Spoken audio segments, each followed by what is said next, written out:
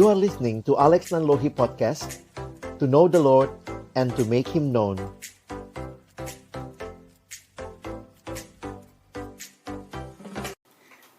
Mari sama-sama sebelum kita membaca merenungkan firman Tuhan, kita berdoa.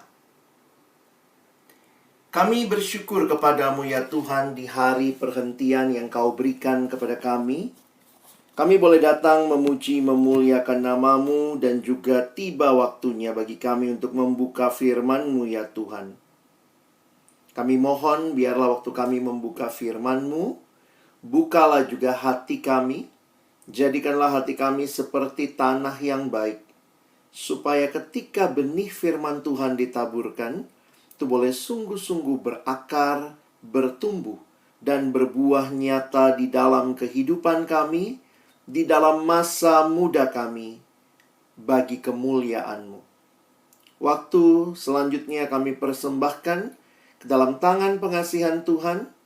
Tolong kami bukan cuma jadi pendengar-pendengar firman yang setia, tapi mampukan dengan kuasa pertolongan dari Roh-Mu yang kudus. Kami dimampukan menjadi pelaku-pelaku firman-Mu di dalam hidup kami, dalam masa muda kami. Bersabdalah ya Tuhan, kami sedia mendengarnya. Dalam nama Tuhan Yesus, Sang Firman yang hidup, kami menyerahkan waktu pembacaan perenungan akan firman-Mu. Amin. Shalom, selamat pagi adik-adik dan juga kakak-kakak yang hadir di dalam Zoom meeting pagi hari ini. Bersyukur sekali untuk kesempatan kita ini namanya berzumpa ya, karena melalui Zoom ya. Dan kita bersyukur karena kasih Tuhanlah yang terus boleh menaungi kita di dalam kita juga melewati masa pandemi yang tidak mudah ini. Tema yang diberikan kepada kita untuk kita pikirkan bersama pagi ini adalah siapakah aku di masa pandemi. Terima kasih teman-teman yang tadi boleh share videonya. Itu menjadi satu pertanyaan juga tentunya buat kita semua. Lalu teman-teman yang lain seperti apa? Siapa kamu di masa pandemi? Pandemi yang kita alami memang sudah menjadi satu realita yang hampir 1 tahun ini kita rasakan. Ini bukan cuma teori terjadinya di Wuhan, China, tapi bahkan begitu dekat, bahkan mungkin dari kita ada juga yang keluarganya mengalami dampak dari pandemi ini. Sesuatu yang awalnya hanya masalah kesehatan, tapi bahkan telah menjadi masalah sosial, masalah ekonomi, masalah spiritual, kita harus ibadah seperti ini, masalah pendidikan, kalian harus belajar dari rumah. Jadi ini semua menjadi sebuah dampak yang luas. Nah, dalam situasi seperti ini, mengalami krisis yang tidak mudah, apa yang kira-kira kita bisa pelajari ya? Nah, hari ini Alex ingin kita melihat kembali kepada firman Tuhan, bahwa memang dalam situasi-situasi yang kita alami, Tuhan tidak pernah berjanji kita akan mengalami hidup tanpa pergumulan. Tidak ada, kalau kita gali dalam firman Tuhan, tidak ada kalimat ayat yang menjanjikan kalau kamu anak Tuhan maka tidak ada pergumulan hidup. Semua kita mengalami pergumulan hidup karena kita hidup di dalam dunia yang juga sudah jatuh ke dalam dosa. Lalu apa sebenarnya janji Tuhan? Tuhan menjanjikan penyertaan-Nya bagi kita melewati berbagai pergumulan hidup. Dan ada banyak kisah di Alkitab yang menunjukkan kepada kita akan hal ini. Tapi pagi hari ini Kak Alex ingin mengajak kita melihat satu kisah di dalam Markus pasal yang keempat, ayat 35 sampai ayat yang ke-41. Nah, ini ayat yang sudah cukup terkenal, seringkali dibaca, bahkan kita juga seringkali menyanyikan. Ada lagu yang dibuat tentunya dari konteks yang terjadi. Bila topan keras melanda hidupmu, bila putus asa dan letih lesu, berkat Tuhan satu-satu hitunglah Kau niscaya kagum oleh kasih-Nya. Berkat Tuhan mari hitunglah. Kau kan kagum oleh kasih-Nya. Berkat Tuhan mari hitunglah. Kau niscaya kagum oleh kasih-Nya. Nah, saya ajak kita sama-sama akan membaca. Kak Alex akan coba memberikan langsung penjelasan dari ayat-ayatnya. Karena itu saya sudah tuliskan semua ayatnya ada di screen. Kita akan mulai dari Markus pasal yang keempat, ayat yang ke-35. Pada hari itu, waktu hari sudah petang, Yesus berkata kepada mereka, "Marilah kita bertolak ke seberang." Mereka meninggalkan orang banyak itu lalu bertolak dan membawa Yesus beserta dengan mereka dalam perahu, di mana Yesus telah duduk dan perahu-perahu lain juga menyertai Dia. Teman-teman, mungkin kita jadi bertanya, perahunya kayak apa ya? Nah, pada waktu kita menggali akan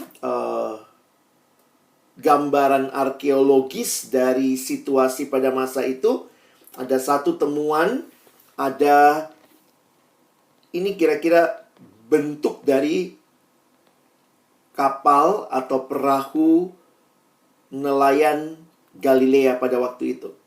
Nah, ini ditemukan dalam satu penggalian arkeologis. Jadi kira-kira perahunya seperti ini, teman-teman. Ini bukan perahu motor, belum ada motor. Ini perahu dengan layar. Nah, cukup besar. Kalau teman-teman perhatikan itu ya.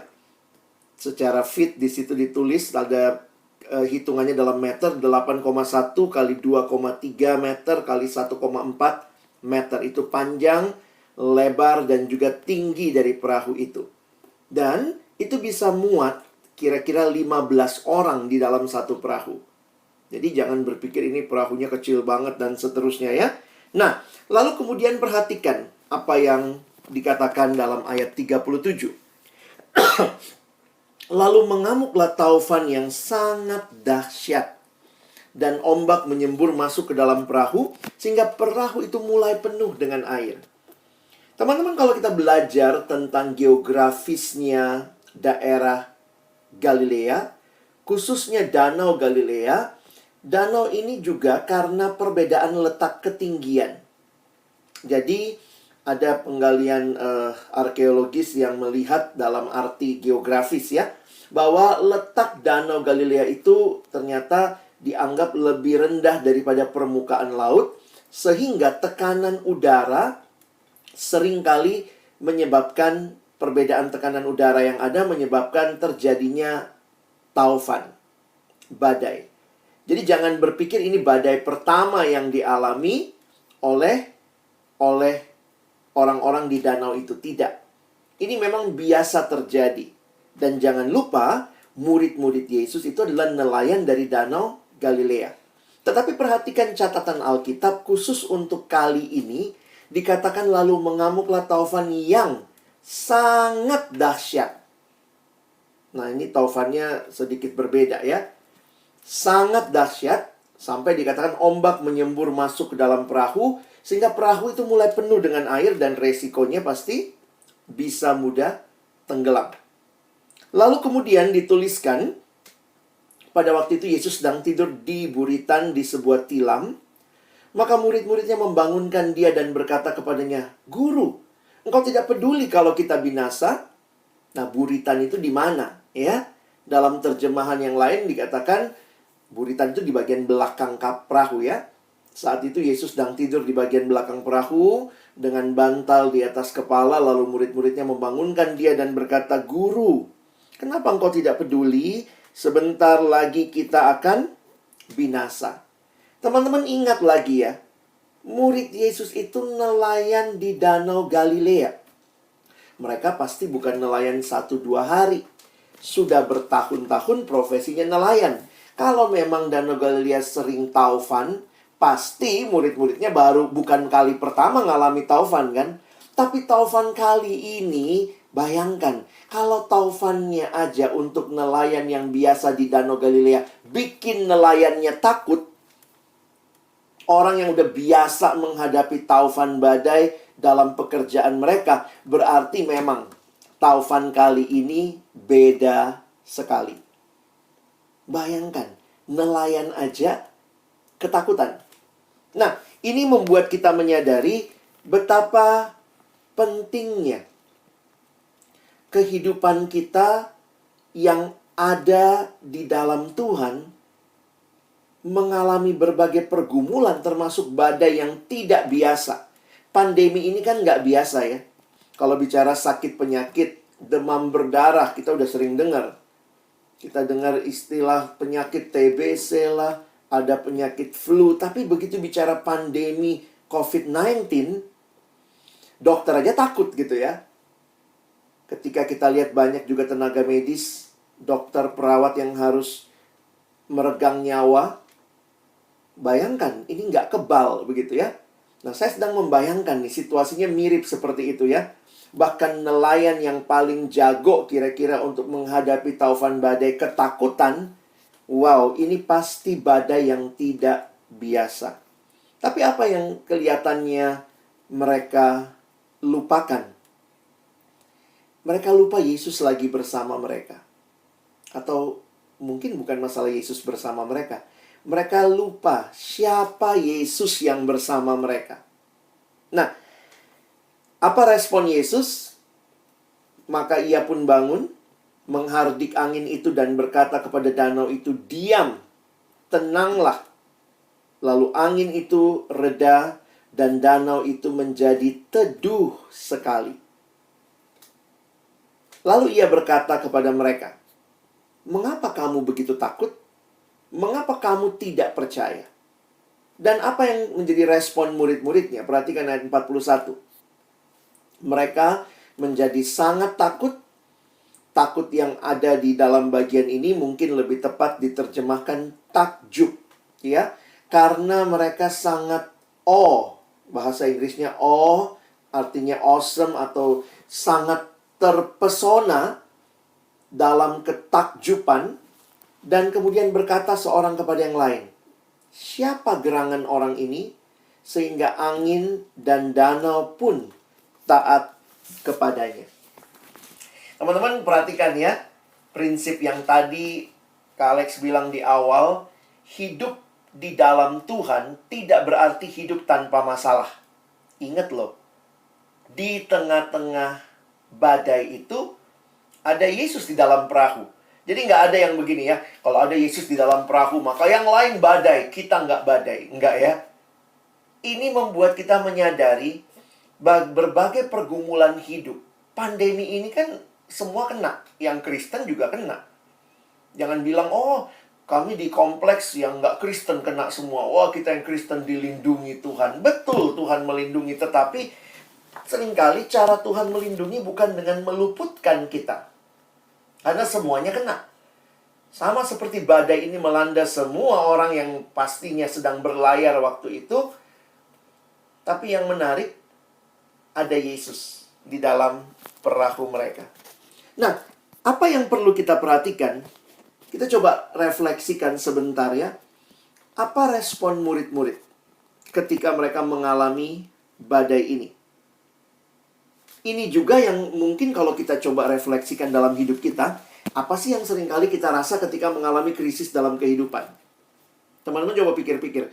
Kalau kita ngalamin pergumulan hidup, krisis, seringkali kita akan bertanya apa? Tuhan, kok gini? Tuhan, kenapa saya mengalami ini?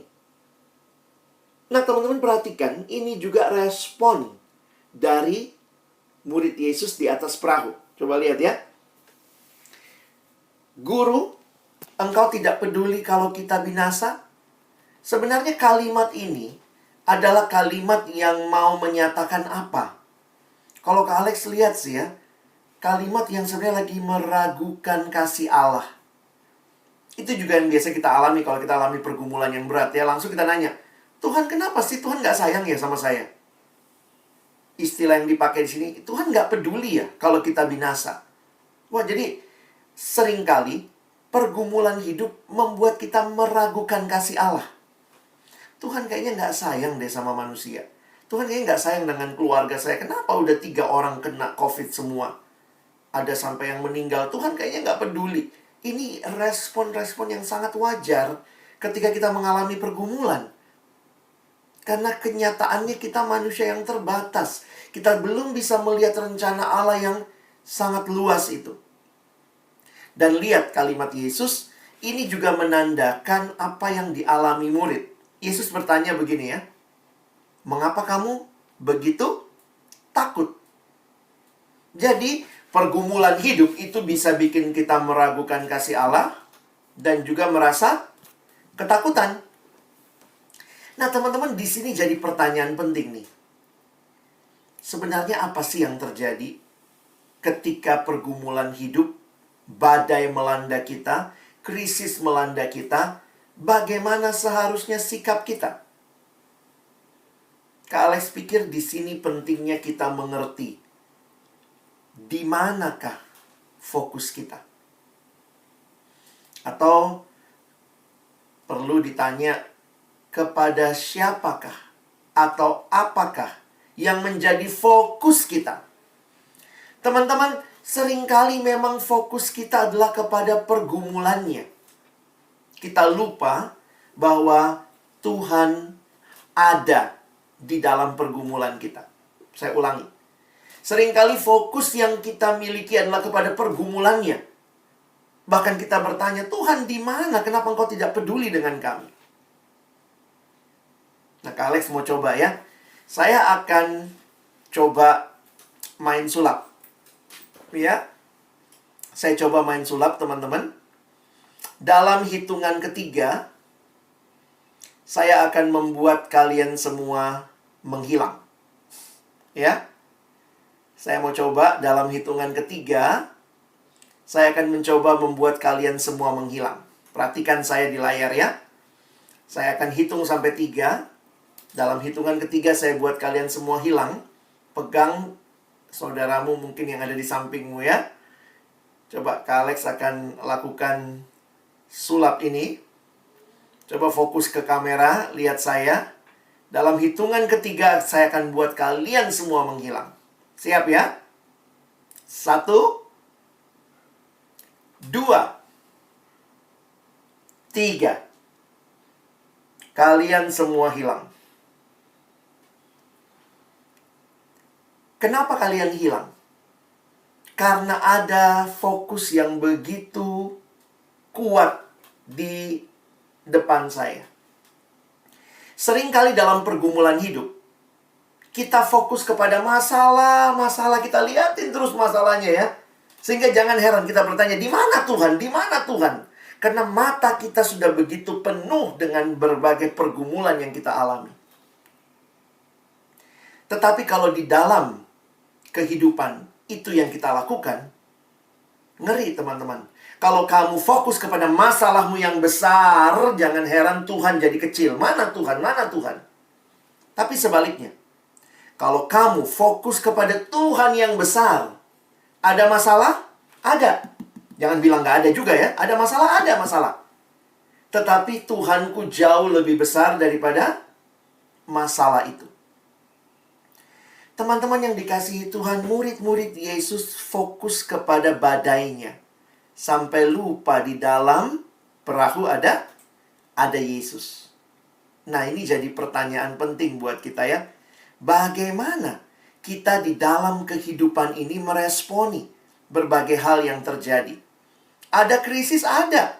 Ada pergumulan? Ada. Kita nggak bisa tutup mata. Ada yang meninggal karena COVID ini, ada keluarga kita yang terdampak, ada yang mungkin kena PHK, ada yang mengalami berbagai hal. Ada. Saya nggak bisa bilang nggak ada. Tetapi Tuhan juga ada, dan Tuhan kita jauh lebih besar dari segala pergumulan kita. Jadi sebenarnya hidup itu apa? Hidup itu adalah sebuah perjalanan bersama Tuhan yang tidak pernah meninggalkan kita.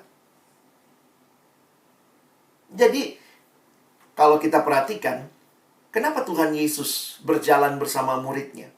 Apa yang dia mau murid-muridnya pelajari? Karena kan Yesus tidak meninggalkan mereka.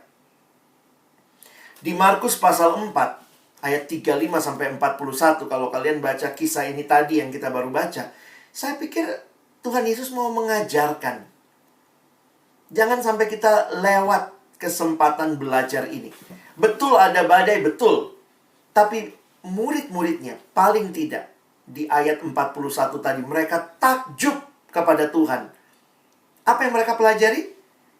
Mereka nggak pelajari, badai kali ini besar banget, yang lebih besar dari yang pernah kita alami. Luar biasa ngerinya, hampir mati kita, masuk semua air. Itu semua realita pergumulan, realita fakta yang terjadi.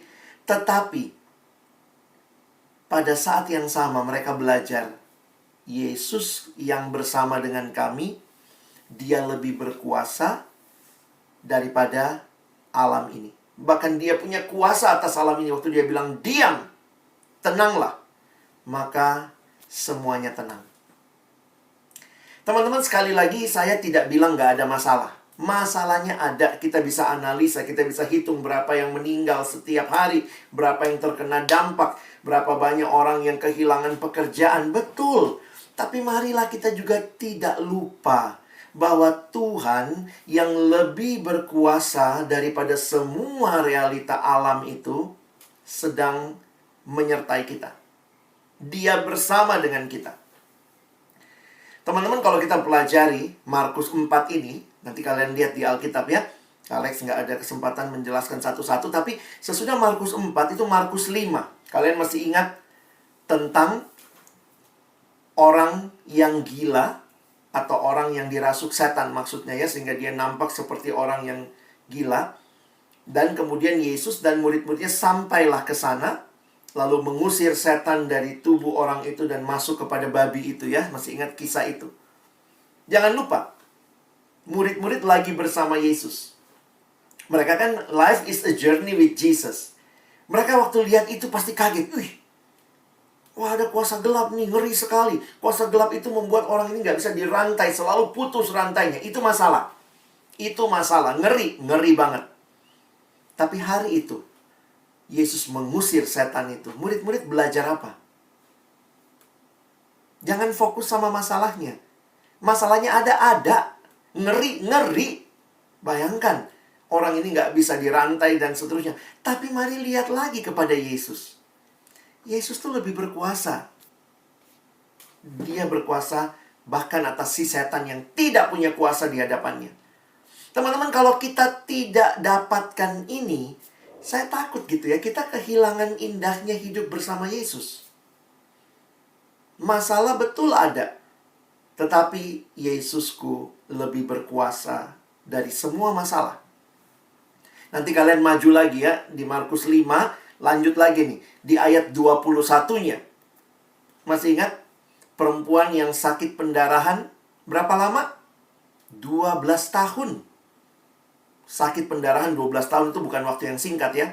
Masalahnya ngeri juga, 12 tahun berarti dia terasing. Kenapa? Orang Yahudi kalau ada yang kena penyakit pendarahan begini, dia tidak boleh ikut ibadah, dia terasing dari masyarakat. Makanya ngeri sekali, ini ngeri loh hidup seperti ini. Bukan cuma penyakitnya, tetapi karena penyakitnya dia terasing dari masyarakat. Tapi perhatikan, jangan cuma lihat masalahnya. Lihatlah bagaimana keyakinan perempuan ini. Kalau ku jamah saja jubahnya, aku akan sembuh. Dan dia menjamah jubah Yesus, dan dia sembuh. Nah, waktu dia sembuh sebenarnya ya udahlah ya, pergi diam-diam selesai. Kenapa Yesus bilang, siapa yang jamah saya? Siapa yang menyentuh jubah saya? Itu kan bikin muridnya yang lain bingung. Banyak begini orang yang berdesak-desakan. Lalu dia nanya, siapa yang menyentuh? Teman-teman, kenapa Yesus perlu menyuruh perempuan ini maju? Karena kesembuhan perempuan ini harus juga diikuti oleh dia kembali dibawa ke masyarakat yang tadinya menolak dia.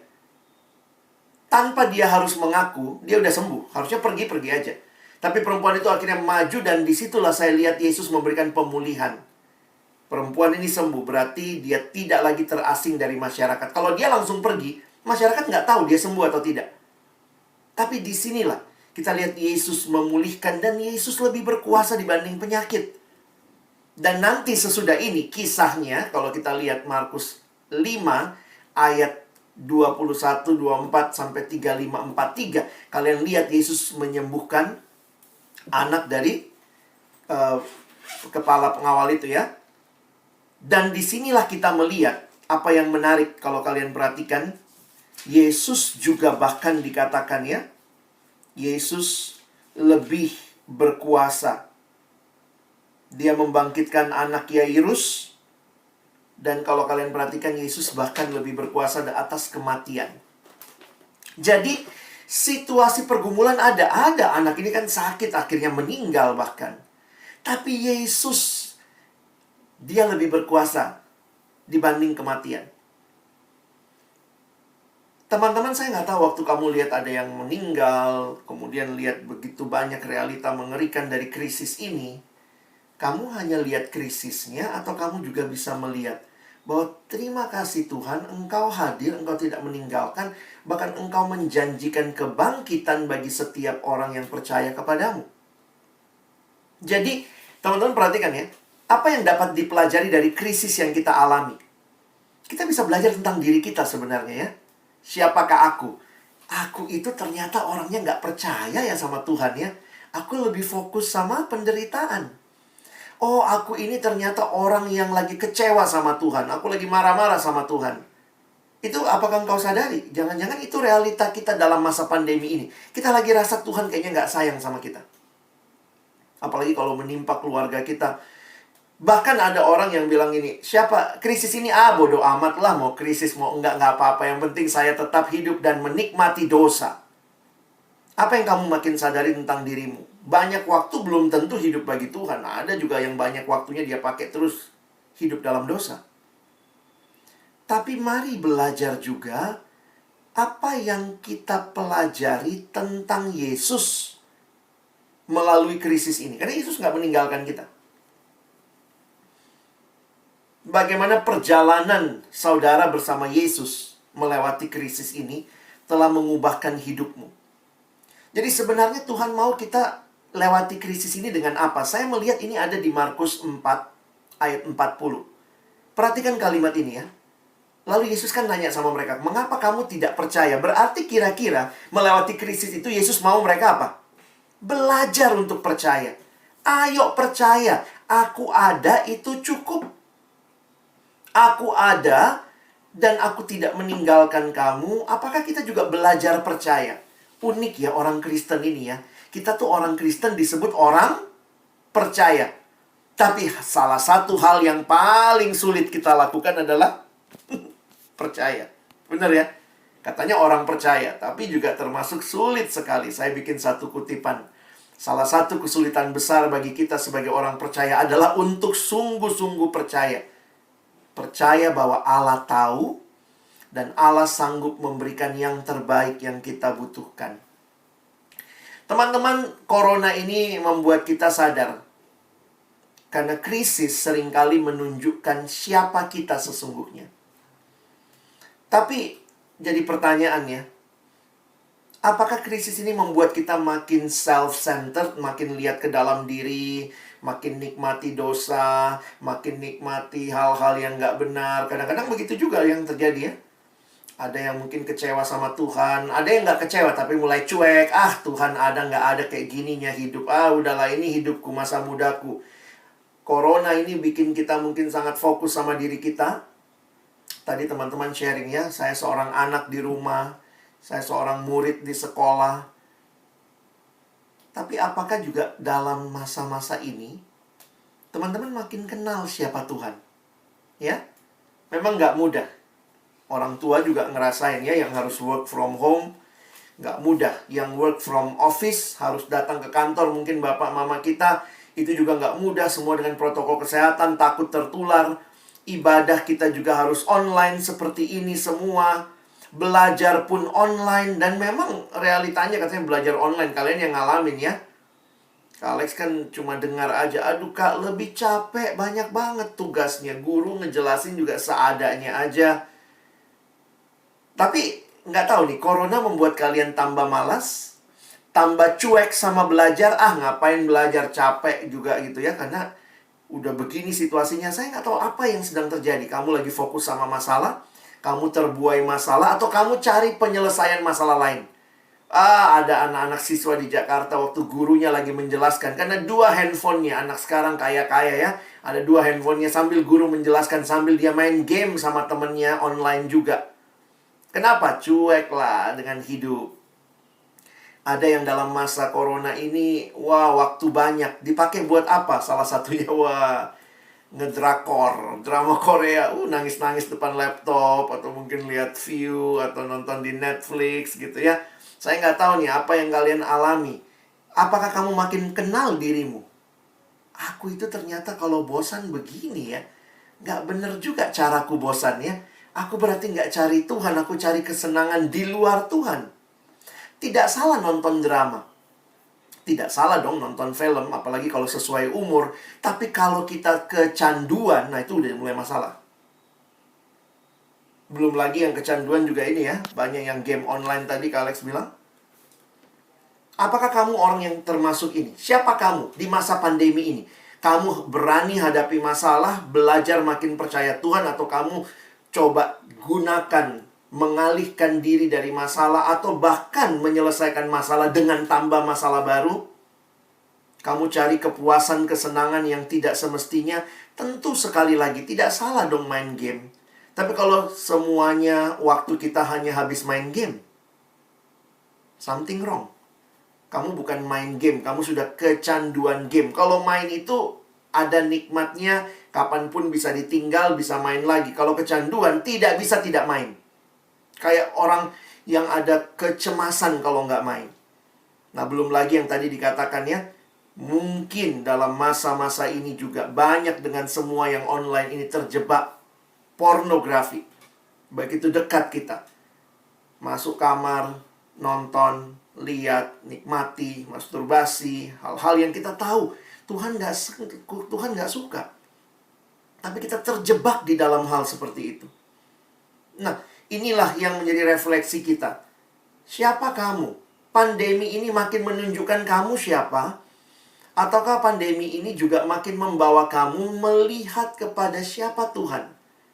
Dan disitulah imanmu makin dibangun. Kak Alex tutup dengan sebuah contoh. Salah satu contoh yang menarik dari kehidupan Rasul Paulus. Teman-teman, kenapa saya mengangkat hidup Rasul Paulus? Ingat, Rasul Paulus juga mengalami krisis. Apa krisisnya? Paulus lagi ada di penjara. Jadi Paulus tulis surat Filipi dari penjara. Sekali lagi ini kan krisis dari penjara. Jangan bayangkan penjaranya kayak sekarang ya, zaman dulu. Tapi dari surat Filipi kita pelajari apa yang muncul jadi kerinduan mendalam Paulus waktu krisis. Krisis bisa aja Paulus malas-malasan. Bisa aja ya sudahlah, Tuhan sudah ninggalin saya. Buktinya saya melayani Tuhan, masuk penjara juga. Ya sudahlah, nikmati dosa aja. Kita mungkin gampang sekali berkata demikian karena krisis dan pergumulan.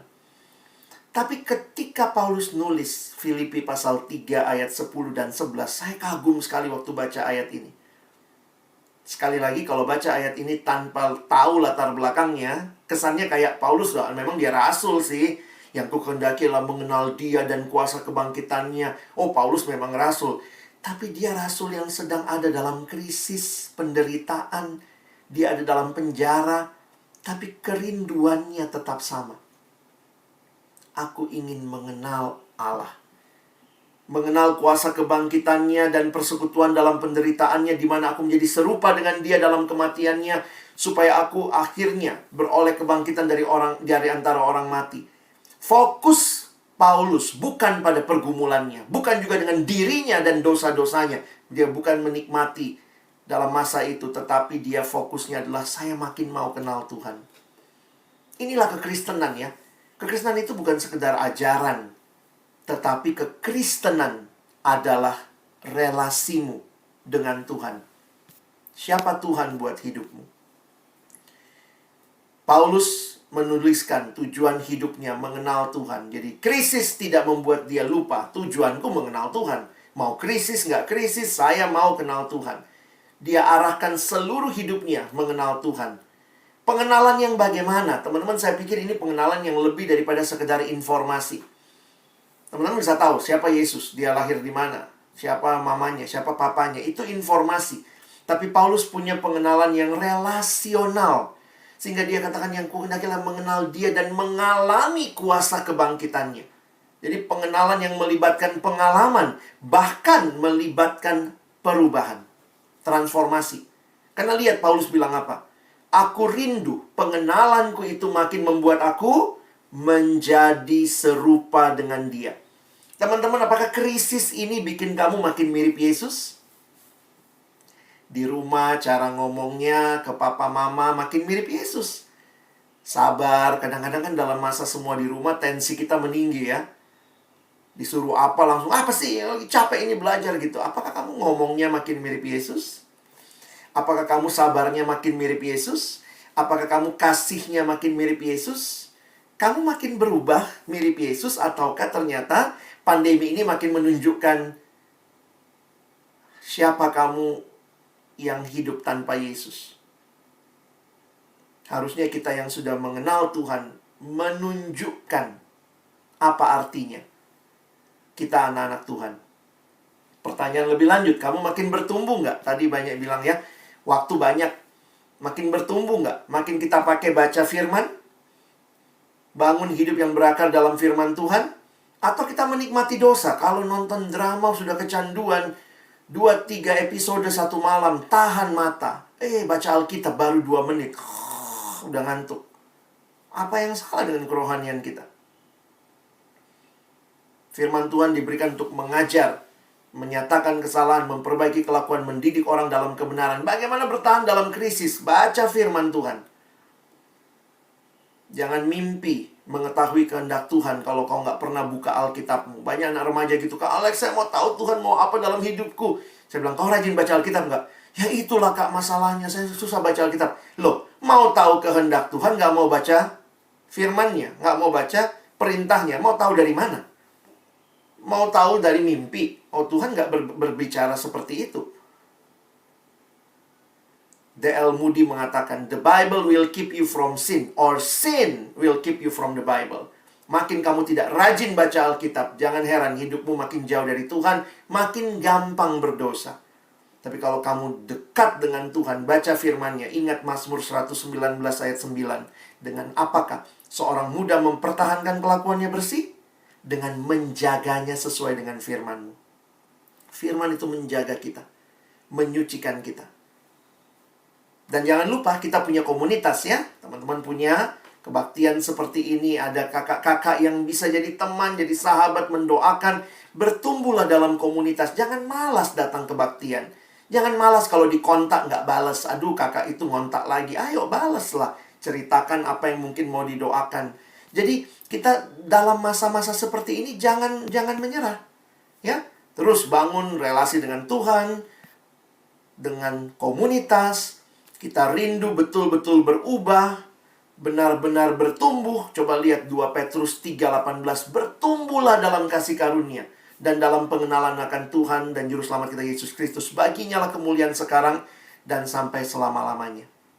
Sekali lagi, kekristenan bukan agama semata-mata. Kita adalah orang-orang yang berelasi dengan Tuhan. It's about relationship with God.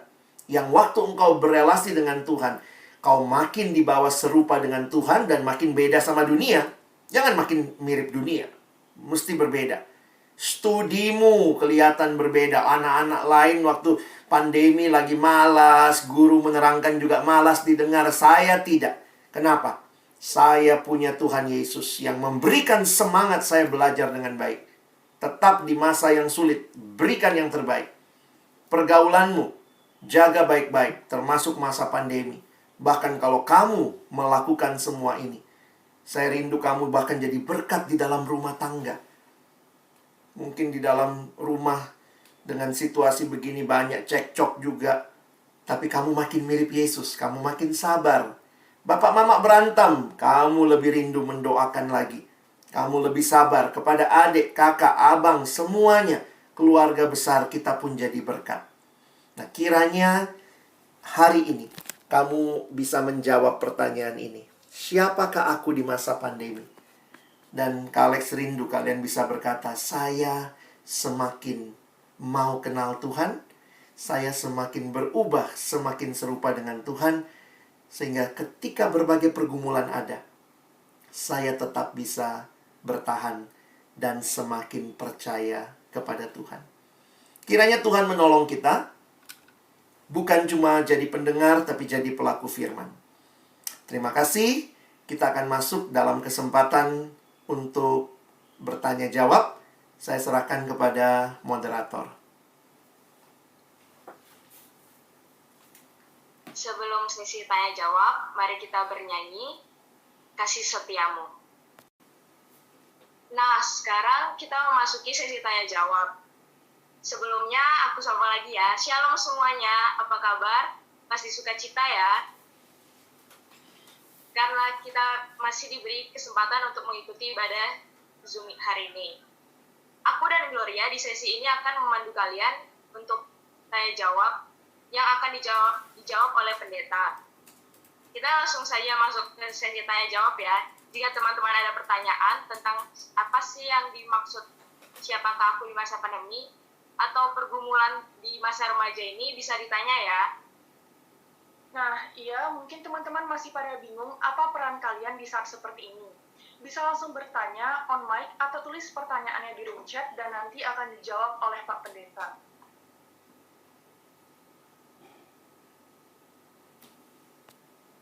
Kita mau mengulas balik nih tentang khotbah tadi yang dibawakan oleh Pak Pendeta. Luar biasa sekali ya firmannya ya, Gloria. Ya, firmannya luar biasa sekali, sangat menambah wawasan dan kayak tadi yang ukuran perahu dan kalau tahu kan di Danau Galilea itu emang lumayan sering terjadi. Itu aku pribadi baru tahu. Mungkin kalau ukuran kapalnya udah pernah ya dibahas, tapi kalau yang masalah telepon itu aku sendiri baru tahu. Dan ternyata yang lebih luar biasanya lagi, kita di khotbah ini juga diingatkan kalau kadang kita itu terlalu fokus dengan masalah kita, sampai-sampai kita nggak sadar kalau Tuhan itu selalu ada di setiap masalah kita dan pergumulan kita. Kalau menurut Diva sendiri gimana nih? Iya nih Glo, yang apa badai tadi kan, itu kita tuh harus kayak percaya kepada Tuhan karena Tuhan tuh di atas segala alam gitu. Dia yang berkuasakan semuanya, dia yang mengatur semuanya. Terus percaya aja di pandemi ini ya Tuhan bekerja juga, walaupun banyak yang sakit berjatuhan, tetap aja Tuhan melindungi dan mengatur semuanya. Tuhan udah rencanakan semuanya.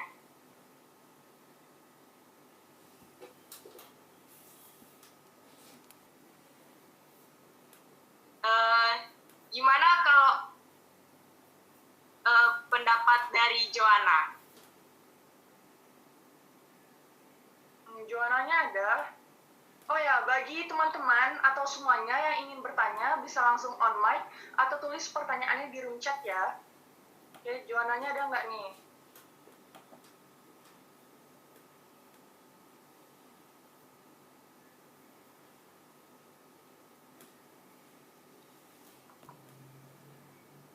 Khotbah yang disampaikan oleh Pak Pendeta tadi sampai ngena hati gitu ya. Kayak misalnya ya memang sih kita tuh kalau dalam masalah kadang ya nggak ingat dengan Sang Pencipta, tidak ingat dengan Tuhan apa yang Dia lakukan kepada kita. Walaupun kita tidak tahu, tapi tanpa sengaja bahwa ternyata Tuhan itu emang udah menolong kita dan udah membantu kita dalam setiap masalah. Makanya dari itu kita harus selalu mengucap syukur. Terus kita tuh sering membaca Alkitab, lebih dekatkan diri kepada Tuhan supaya kita tuh lebih tahu kasih Allah yang sebenarnya yang Tuhan berikan kepada kita. Begitu saja.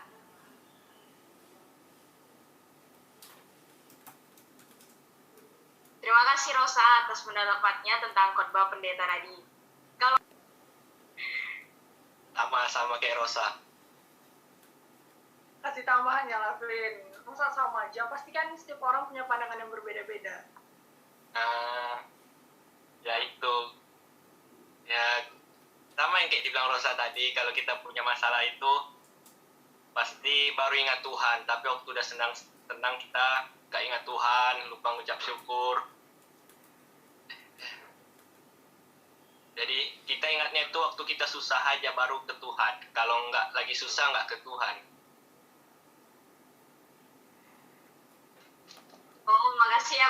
Kak Ben. Jadi belum ada yang bertanya nih ke Pak Pendeta. Kakak moderator, boleh dong saya bertanya? Tanya-tanya. Nah, jadi saya ingin bertanya pada Pak Pendeta ini, bagaimana agar kita percaya bahwa Tuhan itu bekerja ketika kita melewati masalah dalam pandemi ini. Apalagi sebagai pelajar kan banyak masalah dalam pandemi seperti jaringan pada daring, malas belajar, rasanya ingin main game terus atau ingin di kamar terus, tidur bangun makan. Nah, itu bagaimana Pak Ben? Baik, terima kasih pertanyaannya. Nah, ini memang apa yang kita alami ya, yang tadi ditanyakan oleh Gunawan, Markus. Inilah realita yang kita alami. Nah, mungkin buat saya adalah begini. Ada hal-hal yang kita harus lihat melampaui situasi, ya. Karena hidup beriman kita itu ditolong oleh firman Tuhan. Kita boleh lihat juga kebenaran Alkitab. Jadi, saya bilangnya gini ya. Kalaupun saya lagi alami kebosanan, saya alami kayaknya malas, tapi saya tetap meyakini Tuhan itu sanggup memberikan kekuatan. Tuhan itu sanggup memberikan kelegaan. Tuhan sanggup memberikan saya kekuatan melewati pergumulan itu. Karena itu, keyakinan itu, walaupun saya belum alami ya, saya yakin nih.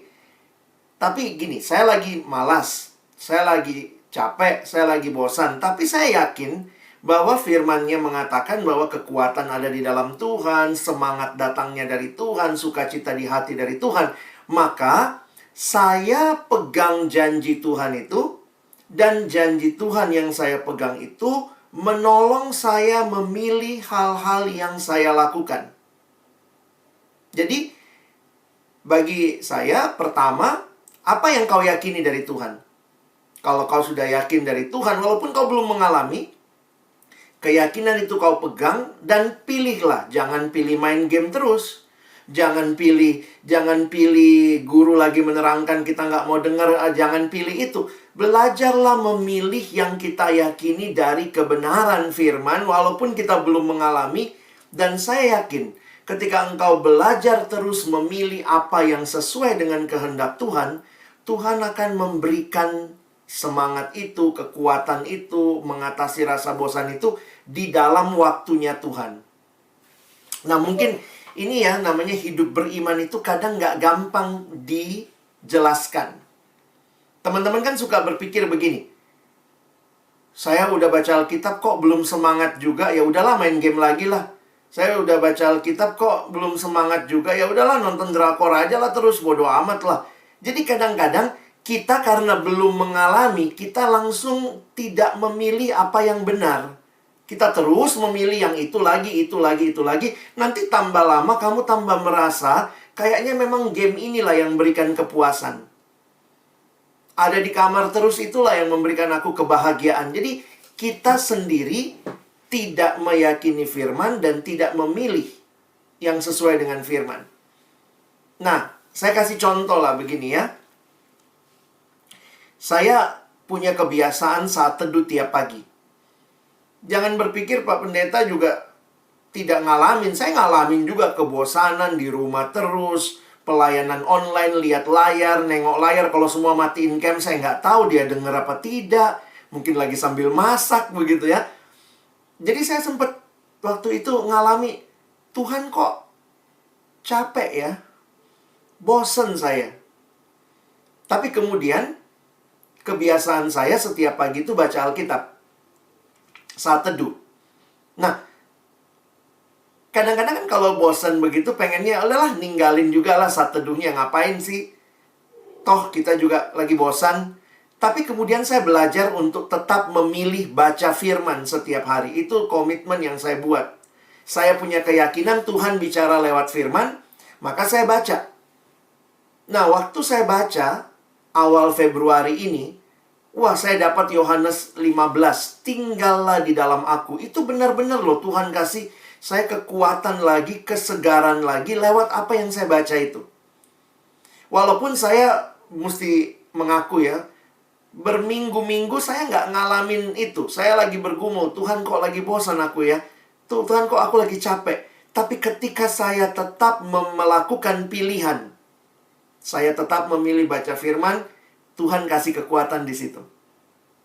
Nah, karena saya ada satu anak remaja pernah bilang gini, Kak, aku lagi bosan, baca Alkitab nggak dapat apa-apa, baca Alkitab nggak dapat apa-apa. Jadi saya bilang, apa yang kau lakukan? Ya saya nggak baca. Nah, saya bilang sama dia, Dek, kau nggak baca aja, kau baca aja nggak dapat apa-apa. Apalagi kau nggak baca sama sekali. Mau dapat apa? Dia bilang, oh gitu ya bang. Saya bilang, iya. Kau baca aja bilangnya nggak dapat apa-apa. Apalagi kau tinggalin nggak mau baca. Jadi apa nasihat abang? Saya bilang, meskipun kau tidak dapat apa-apa sekarang, tetaplah pilih apa yang benar. Tetaplah pilih apa yang baik. Karena saya yakin Tuhan sanggup berbicara di dalam waktunya. Nah, ini yang kita nggak tahu kapan waktunya Tuhan ya. Akan kembali memberikan pilihan-pilihan. Jadi, secara praktis, jangan main game terus. Bosan main game, bosan main game. Coba pilih hal-hal yang berguna. Bosan, cari bapak mama, apa yang bisa dibantu. Bosan, coba baca Alkitab. Jadi pilihan-pilihan kita, walaupun kayaknya belum ada perubahan, tetap belajar pilih yang baik. Jangan kau memilih yang membuat kamu makin kecanduan. Mungkin itu pengalaman saya ya. Luar biasa. Gimana nih, udah terjawab belum pertanyaannya, Gun? Sudah terjawab sangat puas dan terima kasih kepada Pak Pendeta atas jawabannya. Sama-sama Gunawan. Mungkin buat lebih praktisnya, kalau teman-teman yang masih belum mengerti, bosan itu wajar, tapi yang penting itu kita terus komitmen untuk ngelakuin hal-hal yang bagi kita itu berguna, dan kita terus percaya kalau misalnya kita ngelakuin hal-hal yang berguna itu, kita pasti akan selalu diberi kekuatan oleh Tuhan. Terus ada juga nih pertanyaan dari Yesaya di room chat. Pendeta, bagaimana caranya kalau kita menghadapi pandemi dari rumah? Soalnya bosan di rumah. Pertanyaan masih agak abu-abu ya. Mungkin ya saya bisa on cam dulu sama jelasin maksudnya apa nih. Bagaimana caranya lebih produktif atau gimana. Kepada saya bisa on mic dan on cam ya.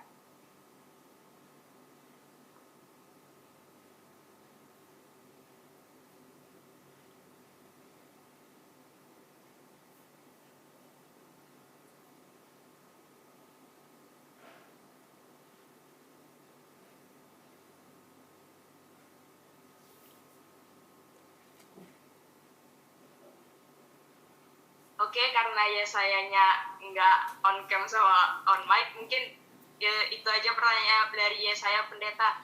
Bagaimana cara kita menghadapi pandemi dari rumah? Soalnya bosan di rumah. Iya, mungkin jawaban saya ya sedikit banyak sama dengan untuk Gunawan tadi ya. Sebenarnya kebosanan itu sesuatu yang perlu kita telaah. Kita ini makhluk yang gampang bosan. Waktu sekolah offline aja bosan juga nggak? Ya, pagi-pagi bangun susah. Aduh, bosan kali aku sekolah. Jadi sebenarnya jujur aja kalau saya lihat-lihat, kita itu mau lagi online, mau lagi offline, memang dasarnya kita tukang bosan. Ya. Jadi jangan gampang menyerah kali ya adik-adik ya. Jadi misalnya begini, cari tahu kenapa kamu bosan. Sebenarnya kan ada kalimat cantik begini ya. Bahwa hati manusia biar kecil, namun jika seisi dunia diisi ke dalamnya, tetap tidak akan bisa memuaskannya. Karena hati kita diciptakan oleh Allah untuk diisi oleh Allah. Jadi sebenarnya mau seluruh dunia kau isi, tidak akan bisa memuaskan hidupmu kalau kau tidak berjumpa dan menikmati kepuasan sejati di dalam Kristus. Itu mirip seperti begini. Kamu haus sekali. Lalu kemudian karena kau haus sekali, kau pergi ke laut, kau minum air laut. Tambah minum, tambah haus. Nah, saya menyadari ya, seringkali kita berpikir begini, mengatasi kebosanan, main game. Jujur, pernah nggak bosan main game? Jujurlah, pasti pernah. Udah main, bosan juga. Ada lagi game baru nggak? Waktu main game baru, udah main, bosan juga nggak? Lagi nonton drama Korea, nonton. Ih, bosen juga. Sekarang kan malah bisa gitu ya. Nonton satu, nonton yang satu lagi, nonton yang satu lagi. Bisa aja 3 drama lagi kau tonton bersama. Waktu lagi bosan ini, yang sini 2 seri, yang sini setengah juga nggak kelar.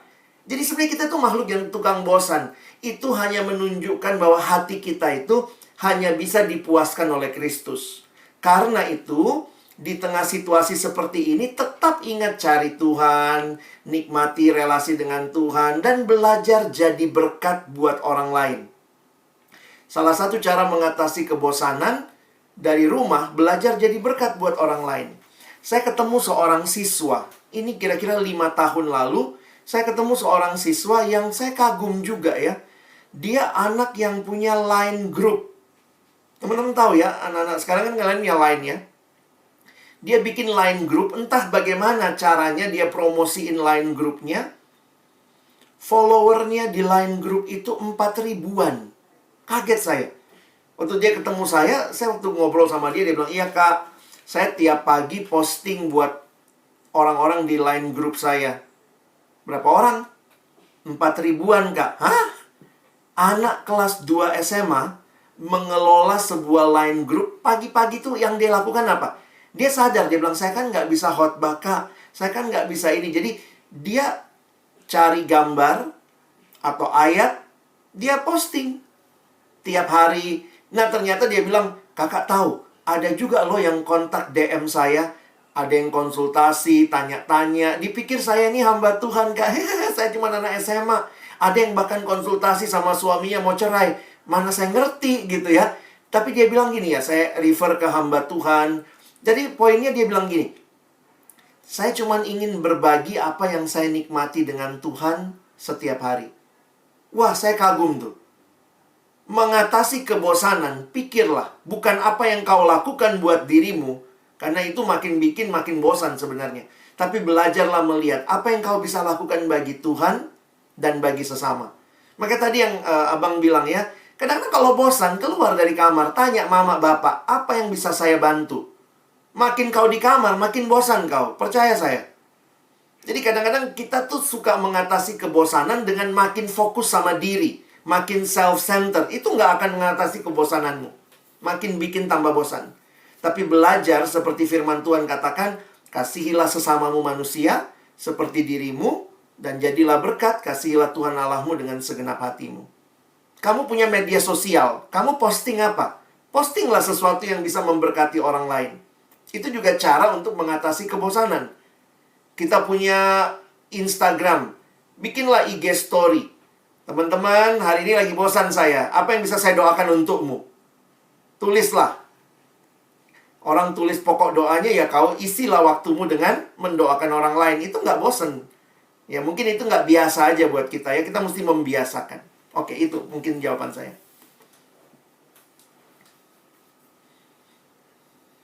Terima kasih kepada Pak Pendeta. Selanjutnya ada juga yang mau bertanya lagi.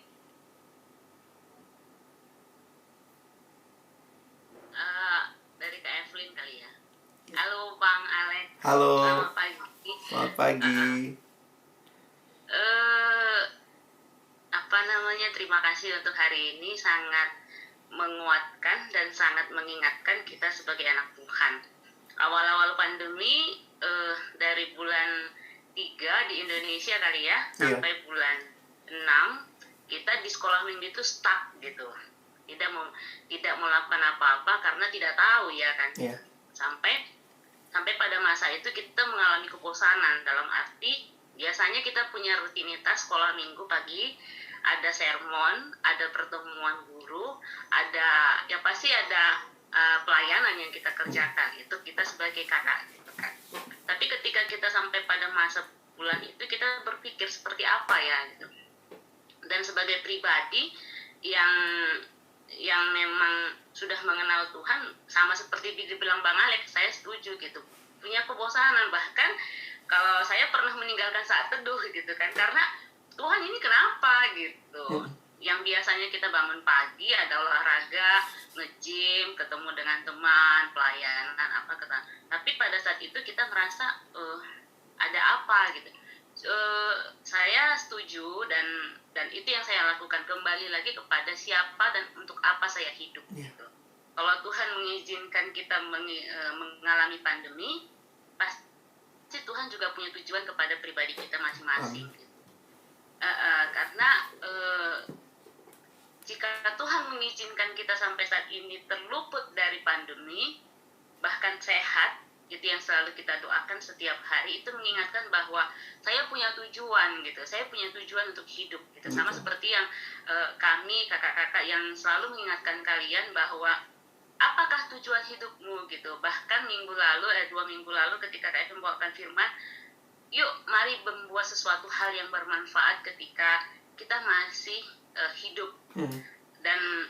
Dan satu hal yang dipelajari ketika pandemi ini memudahkan kita untuk mengabarkan Injil gitu ya, menjadi duta-duta Kristus walaupun masih kecil gitu, lewat Instagram. Dan saya setuju dengan yang diberikan itu 5 tahun lalu ya Bang Alex ya. 5 tahun lalu dia sudah punya line group gitu. Justru sekarang kita punya media yang banyak sekali. 5 tahun lalu belum ada sebanyak sekarang, ada TikTok, ada FB, ada apa gitu.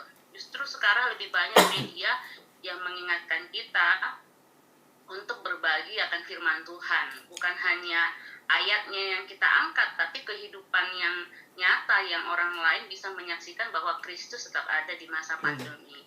Gitu. Semoga adik-adik semakin rindu bertumbuh dan semakin sungguh-sungguh mencari Tuhan, bahwa Tuhan tidak sengaja mengizinkan pandemi ada. Tuhan tidak langsung mengatakan bahwa Tuhan tidak mengizinkan itu terjadi begitu saja, tapi Tuhan mempunyai tujuan bagi pribadi kita masing-masing. Biarlah pertemuan kita hari ini, renungan kita hari ini mengingatkan kita bahwa kita punya tujuan untuk hidup dan jangan disia-siakan. Terima kasih, Tuhan Yesus memberkati. Terima kasih Kak Evelyn.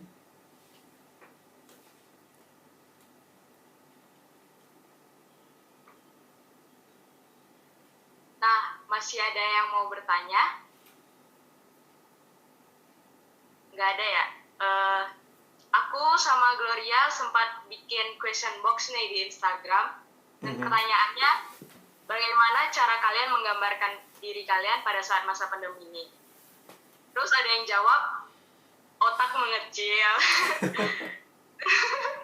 Terus membosankan, malas gerak, jadi kurang produktif.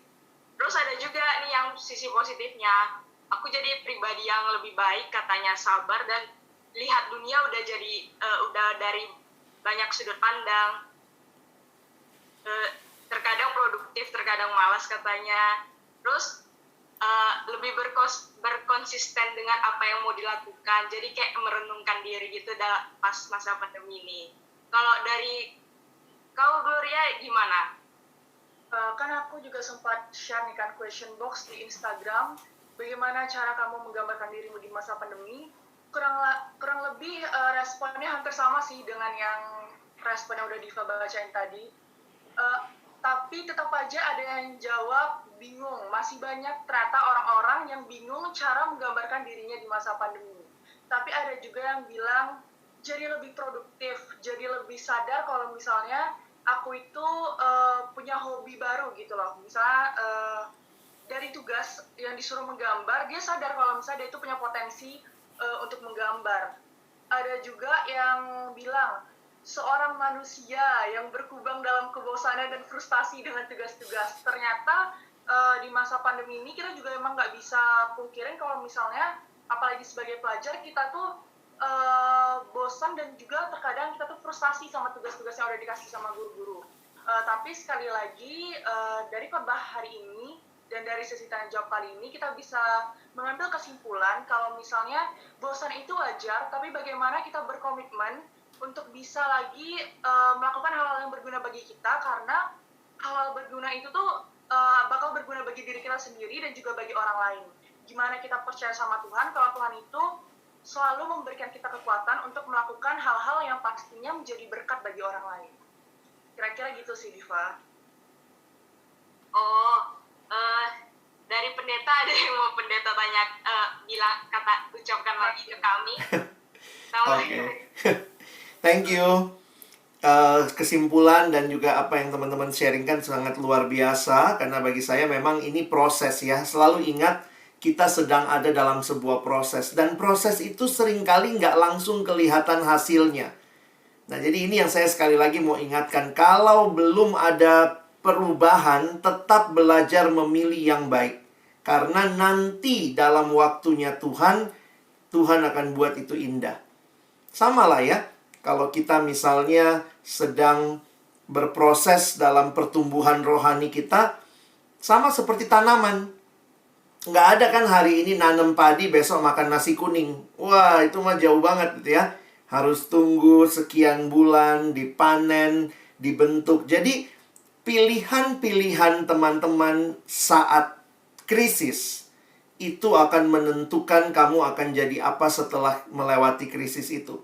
Bahkan waktu menjalani krisis itu. Dan Tuhan sedang memproses kita, meskipun kita belum lihat akan seperti apa. Tetap ingat Dia hadir dan menyertai kita. Mungkin itu yang saya bisa tambahkan. Terima kasih. Mari kita bersama-sama tunduk kepala, kita berdoa menutup sesi firman dan tanya jawab ini. Terima kasih Tuhan karena Engkau tidak meninggalkan kami. Sekalipun kami sadar betul, kami suka merasa Tuhan tidak hadir dalam hidup kami. Tuhan meninggalkan kami, Tuhan tidak peduli dengan kami. Dan kami memilih hal-hal yang lain di luar Tuhan. Kami memilih mengikuti keinginan hati kami dan makin fokus kepada diri kami. Tapi hari ini, terima kasih kami belajar dari firman-Mu, kami belajar dari diskusi tanya jawab kami, bagaimana kami terus boleh bertumbuh di dalam Tuhan, melewati krisis ini juga, berbagai pergumulan dengan tetap bersandar kepada Tuhan, berfokus kepada Tuhan, mengandalkan Tuhan, membuat pilihan-pilihan yang tepat sesuai dengan kehendak-Mu. Hamba berdoa bagi seluruh adik-adikku, tolonglah di dalam masa ini mereka juga mengalami apa artinya hidup yang indah di dalam Tuhan. Kami bersyukur juga untuk semua kakak-kakak yang boleh terus membimbing adik-adik, mengingatkan, menyemangati, membawa mereka hidup di dalam jalan kebenaran. Biarlah Tuhan yang terus menolong kami semua bertumbuh di dalam Engkau. Terima kasih untuk firman-Mu. Tolong kami sekali lagi. Bukan cuma jadi pendengar, tapi jadi pelaku-pelaku firman-Mu. Dalam nama Yesus kami berdoa, kami bersyukur. Amin.